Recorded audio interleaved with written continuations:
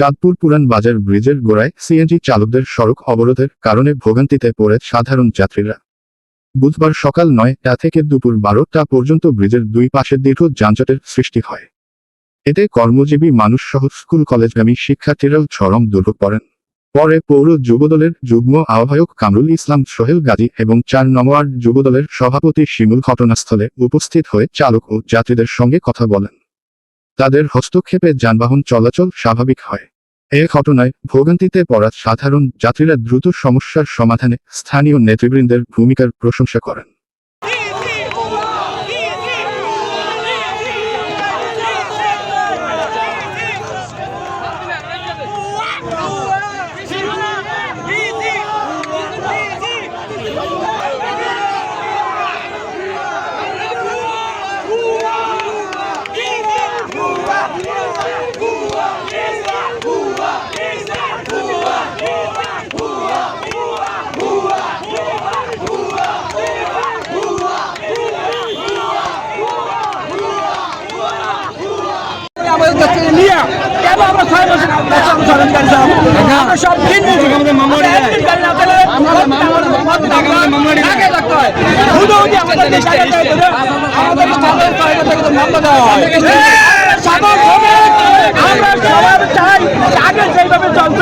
এই প্রশাসন রাস্তাঘাট যানবাহনের জন্য প্রশাসন থেকে লোক নিয়োগ করে দেন।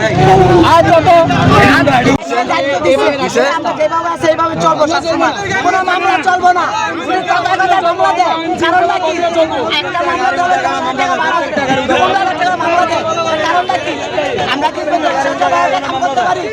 তোমরা কি চাও? আমরা শান্তিভাবে আমরা যেভাবে চলে আসছি এইভাবে কোনো মামলা দিতে পারবো না। আমরা কেউ মানি না। আমরা এক একটা মানুষ ভাত খাই, এক একটা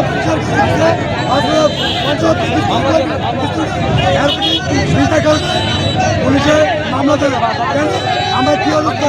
আমরা সরকারকে আমরা গাড়ি চালাই, পৌরসভায় অটো টাকা গাড়ি চালাই, আমাদের এই নির্যাতন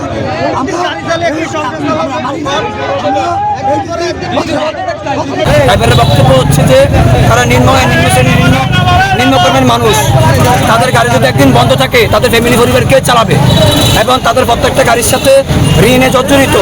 এই বিষয়গুলি তারা কীভাবে দেখছে। যদি রাস্তাঘাটে যানজট নিরসন করতে হয় রাস্তার বিকল্প পথ তৈরি করতে হবে। এইভাবে রাস্তা যানজট নিরসন করা যায় না।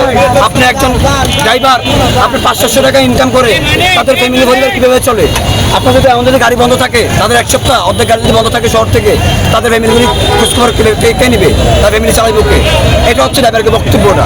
আর আমরা এখন যেহেতু দেখছি যে অনেক গাড়ি এখানে যানজট হয়ে গেছে, ড্রাইভাররা রাস্তাঘাট অবরুদ্ধ করে রাখছে, আমরা ড্রাইভারদেরকে অনুরোধ করে আমরা রাস্তাটা আমরা ছাড়িয়ে দেওয়ার চেষ্টা করতেছি, যানজট নিরসন করার চেষ্টা করতেছি আমরা।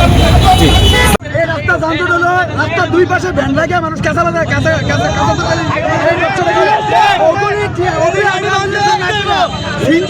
অটোর উপরে কেন